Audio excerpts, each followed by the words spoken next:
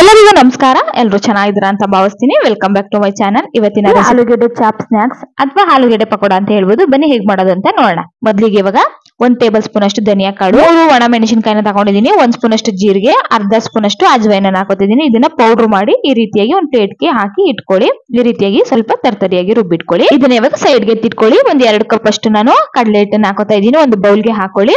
ಹಾಕೊಂಡು ಇದಕ್ಕೆ ಅರ್ಧ ಕಪ್ ಅಷ್ಟು ನೀರನ್ನ ಹಾಕೋಬೇಕಾಗುತ್ತೆ. 2 ಕಪ್ ಅಷ್ಟು ಕಡಲೆ ಹಿಟ್ಟಿಗೆ ನಮ್ಗೆ ಒಂದ್ ಅರ್ಧ ಕಪ್ ಅಷ್ಟು ನೀರು ಸಾಕು. ನೋಡ್ಕೊಂಡು ಮಿಕ್ಸ್ ಮಾಡ್ಕೊಳ್ಳಿ. ಒಂದೇ ಸಲ ನೀರನ್ನ ಹಾಕೊಳ್ಳಿಕ್ ಹೋಗ್ಬೇಡಿ. ಈ ರೀತಿಯಾಗಿ ಗಟ್ಟಿಯಾಗಿ ನಮ್ಗೆ ಮಾಮೂಲಿ ಪಕೋಡ ಎಲ್ಲ ಮಾಡ್ತೀವಲ್ಲ ಆ ರೀತಿಯಾಗಿ ನಮ್ಗೆ ಹಿಟ್ಟು ರೆಡಿ ಆಗ್ಬೇಕು. ಇವಾಗ ಇದಕ್ಕೇನೆ ನಾನು ಅರ್ಧ ಸ್ಪೂನ್ ಅಷ್ಟು ಅರಿಶಿನ ಪೌಡರ್ ನ ಹಾಕೋತಾ ಇದ್ದೀನಿ. ರುಚಿಗೆ ತಕ್ಕಷ್ಟು ಉಪ್ಪನ್ನ ಹಾಕೊಳ್ಳಿ. ನಾವು ಪೌಡರ್ ಮಾಡಿ ಇಟ್ಟಿದ್ವಲ್ಲ ಅದು 1-2 ಸ್ಪೂನ್ ಅಷ್ಟು ಹಾಕೊಳ್ಳಿ. ಹಾಕೊಂಡು ಚೆನ್ನಾಗಿ ಮಿಕ್ಸ್ ಮಾಡ್ಕೋಬೇಕಾಗುತ್ತೆ. 1-2 ಟೇಬಲ್ ಸ್ಪೂನ್ ಅಷ್ಟು ಎಣ್ಣೆನ ಹಾಕೋತಾ ಇದ್ದೀನಿ. ನಾವು ಪಕೋಡ ಕರಿಯೋದಿಕ್ಕೆ ಅಂತ ಮಾಡಿರ್ತೀವಲ್ಲ ಆ ಎಣ್ಣೆನೆ ಹಾಕೊಳ್ಳಿ. ಸ್ವಲ್ಪ ಬಿಸಿ ಎಣ್ಣೆ ಆದ್ರೂ ಸರಿ ಅಥವಾ ತಣ್ಣಗಿರೋ ಎಣ್ಣೆ ಆದ್ರೂ ಪರವಾಗಿಲ್ಲ. 1-2 ಸ್ಪೂನ್ ಅಷ್ಟು ಹಾಕೊಂಡು ಚೆನ್ನಾಗಿ ಮಿಕ್ಸ್ ಮಾಡ್ಕೊಳ್ಳಿ. ಮಿಕ್ಸ್ ಮಾಡಿರುವಂತನ್ನ ಒಂದ್ ಸೈಡ್ಗೆ ಎತ್ತಿಟ್ಕೊಳ್ಳೋಣ. ಇವಾಗ ಒಂದು ಪ್ಯಾನ್ ನ ಇಟ್ಕೊಂಡಿದ್ದೀನಿ. ಇದಕ್ಕೆ ಮತ್ತೊಂದು ಪ್ಯಾನ್ ನ ಇಟ್ಕೊಂಡಿದ್ದೀನಿ. ಇದಕ್ಕೆ 1-2 ಟೇಬಲ್ ಸ್ಪೂನ್ ಅಷ್ಟು ಎಣ್ಣೆನ ಹಾಕೊಳ್ಳಿ. ಸ್ವಲ್ಪ ಎಣ್ಣೆ ಬಿಸಿ ಆದ್ಮೇಲೆ ಒಂದ್ ಅರ್ಧ ಈರುಳ್ಳಿನ ಚಿಕ್ಕ ಕಟ್ ಮಾಡಿ ಹಾಕೋತಾ ಇದ್ದೀನಿ. ಅದನ್ನು ಕೂಡ 1-2 ಸೆಕೆಂಡ್ ಫ್ರೈ ಮಾಡ್ಕೊಳ್ಳಿ. ಸ್ವಲ್ಪ ಫ್ರೈ ಆಗ್ಲಿ. ಇದು ಫ್ರೈ ಆದ್ಮೇಲೆ ಇವಾಗ 1 ಹಸಿರು ಮೆಣಸಿನಕಾಯಿನ ಈ ರೀತಿಯಾಗಿ ಚಿಕ್ಕ ಕಟ್ ಮಾಡಿ ಹಾಕೊಳ್ಳಿ.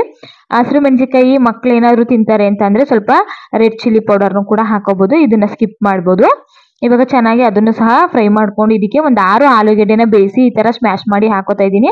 ಹಾಕೊಂಡು ಒಂದಕ್ಕೊಂದು ಚೆನ್ನಾಗಿ ಮಿಕ್ಸ್ ಆಗೋ ತರ ಮಿಕ್ಸ್ ಮಾಡ್ಕೋಬೇಕಾಗುತ್ತೆ. ಈ ರೀತಿ ಮಿಕ್ಸ್ ಆದ್ಮೇಲೆ ಇದಕ್ಕೆ ಸ್ವಲ್ಪ ಅರಿಶಿನ ಪೌಡರ್ ಹಾಕೋತಾ ಇದ್ದೀನಿ. ಮೊದಲು ಕೂಡ ಇಟ್ಗೂ ಕೂಡ ನಾವು ಅರಿಶಿನ ಪೌಡರ್ ನ ಹಾಕಿದೀವಿ. ಇದಕ್ಕೂ ಸ್ವಲ್ಪ ನೋಡಿ ಹಾಕೊಳ್ಳಿ. ಸ್ವಲ್ಪ ಅರಿಶಿನ ಪೌಡರ್ ನ ಹಾಕೊಳ್ಳಿ.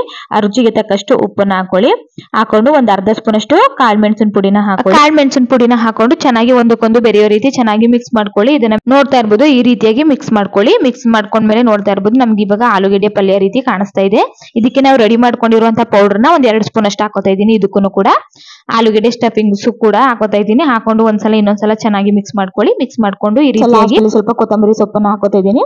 ಹಾಕೊಂಡು ಚೆನ್ನಾಗಿ ಮಿಕ್ಸ್ ಮಾಡ್ಕೊಳ್ಳಿ. ಮಿಕ್ಸ್ ಮಾಡ್ಕೊಂಡ್ಮೇಲೆ ಇದನ್ನ ಸ್ವಲ್ಪ ಹಿಟ್ಟನ್ನ ನಾವು ತಕೊಂಡು ನಾವು ಕಟ್ಲೆಟ್ ಅಥವಾ ವಡೆ ಎಲ್ಲ ಯಾವ ರೀತಿಯಾಗಿ ತಡ್ಕೋತೀವಿ ಆ ರೀತಿಯಾಗಿ ತಡ್ಕೊಂಡು ಇಟ್ಕೊಳ್ಳಿ. ಸ್ವಲ್ಪ ತಿಕ್ಕಾಗಿ ಮಾಡ್ಕೊಳ್ಳಿ. ತುಂಬಾ ತೆಳುವಾಗಿ ಮಾಡ್ಕೊಳ್ಳಿಕ್ ಹೋಗ್ಬೇಡಿ. ಈ ರೀತಿಯಾಗಿ ರೆಡಿ ಮಾಡಿ ಇಟ್ಕೊಂಡ್ಮೇಲೆ ನಾವು ಕಲ್ಸಿಟ್ಕೊಂಡಿರುವಂತಹ ಕಡಲೆ ಹಿಟ್ಟಿಗೆ ನಾನು ಹತ್ಕೋತಾ ಇದ್ದೀನಿ. ಯಾಕೆಂದ್ರೆ ಬ್ಯಾಟರ್ ಮೇಲ್ಗಡೆ ಕೋಟಿಂಗ್ ಚೆನ್ನಾಗಾಗುತ್ತೆ.